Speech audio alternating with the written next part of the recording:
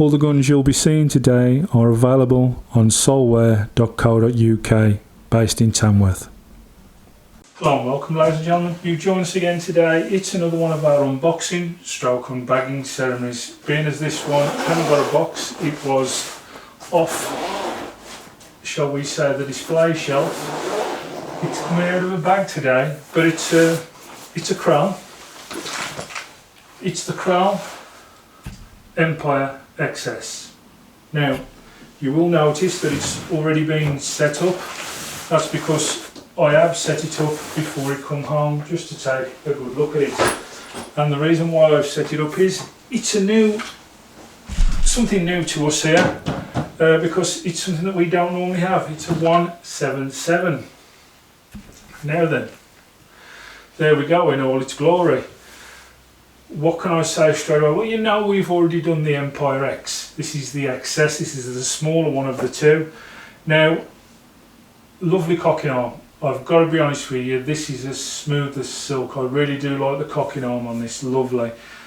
Turkish walnut, stands out, looks lovely on it. I have given it an extra coat of oil before it's been displayed to you today. Looks great. This looks so long because it's got the Hatsan silencer on. If I can unscrew it, you will actually see how short the gun is, because once this is off, all that usually is there is a little bit of threaded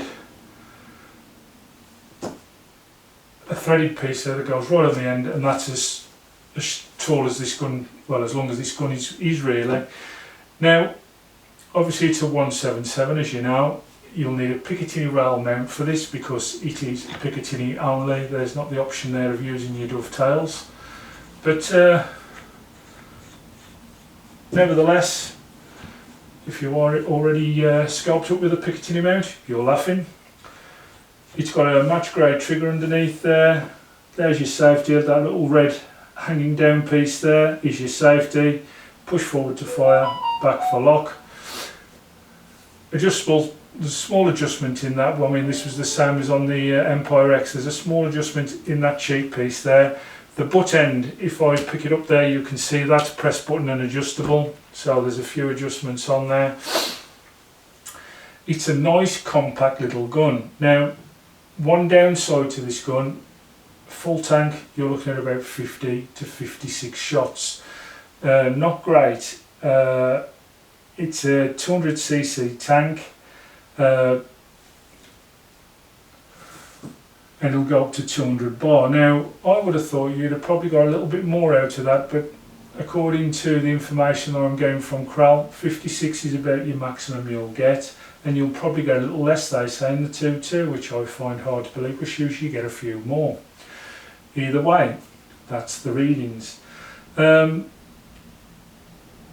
think you can get this gun, if I remember rightly now, in a synthetic stock. I mean, it looks obviously better in the walnut, everything does, I think, unless you're going to use the gun for knocking it about quite heavily, like it's just thrown around everywhere. You'd go for the walnut every time, I would suggest, really, just for the style and look of it, really.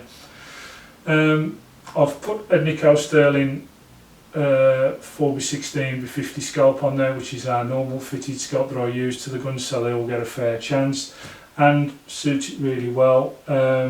I have had a little bit of a try with this one, I will be honest with you, and it's been a little bit hit and miss.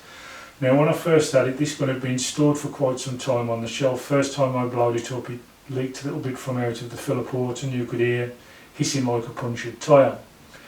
Since I've blowed it up again, it's never happened again, so it just must have been that it had been standing for so long, and obviously the valve that shuts the air in and off was stuck, and it's freed up now and it's working fine. Same again when I was shooting the gun. At first it was going a little bit high and low, was never really, so that would suggest to me as well that the valve had got a small sticking, it was sticking quite a bit on it at first. Again, that has disappeared completely, it's as it should be now. So obviously it's not been enjoyed being stored and left for a while, but I would imagine that no gun does. Don't forget, like, they're usually packed out with grease and everything for transporting from abroad as such, and I would suggest that this would still be packed out in its grease, but inside the chamber here if there's any kind of moisture or dampness that's picked up over time, then yeah, it would start sticking the parts inside. But obviously, like, a little bit more use has freed everything back up, and it seems to be back to where it should, which is great news for me because I don't want to lose the gun. Now, obviously, as you know, we will be moving shortly. We're on R&C on tour at the minute. We'll be moving over to Midland Airgun Reviews. I will put the link in the description on this. This is going to be one of our last reviews. There's only a few left now of guns to review, and then the next Battle League will start off over on that new channel. I've tried to leave you about a month's grace so you understand why we're moving over. Obviously, R&C on tour doesn't really appeal to people who are looking for airgun videos, does it? So that was obviously my old drone video, shall we say, channel. So I've made a new channel now, Midland Airgun Reviews, and that'll be our new name, and that's where we're moving to. As I say, link will be in the description. But yeah, the Kral Empire XS, you've got to love this etching as well that obviously Kral put in, and the lovely bit of etch stippling. Apparently they're doing laser etching now at their factory over in Turkey, and they're doing a lovely job of it. It looks great in their walnut stuff, it really does. But this stands out to me as a lovely, lovely gun, and it shoots really well. The other thing I have to say about this, it's a 177. I don't like 177s normally, as you know, but this has really changed my mind. Shooting this, I can get really small groups with this, and it's shooting fantastic, to be fair. I'm looking forward to see how it can do in its test and review. I would suggest this has got a chance of hitting a 135, and that's no joke. Well, thank you all for joining in for this unboxing. The other things that come with the gun that you might want to know. Right, I nearly cut you off there without telling you. Right, in the box you will get your 2 Kral magazines, which will be 14 shot. You'll also get your filler probe, standard Kral filler probe. You'll need to fit one of these to the end, which I always do, which is a quick filler probe adapter onto the end there. They're in the region of £7 to £10, those are, but they're worth it because it does save a lot of messing around when it comes to blowing up the gun. Why the likes of Kral, sometimes Reximex too, don't put these on originally. Not only just those 2 companies, by the way, there's other companies who just give you a threaded probe. Everything nowadays to fill these is Foster. Just put one on, stop being tight. Jesus.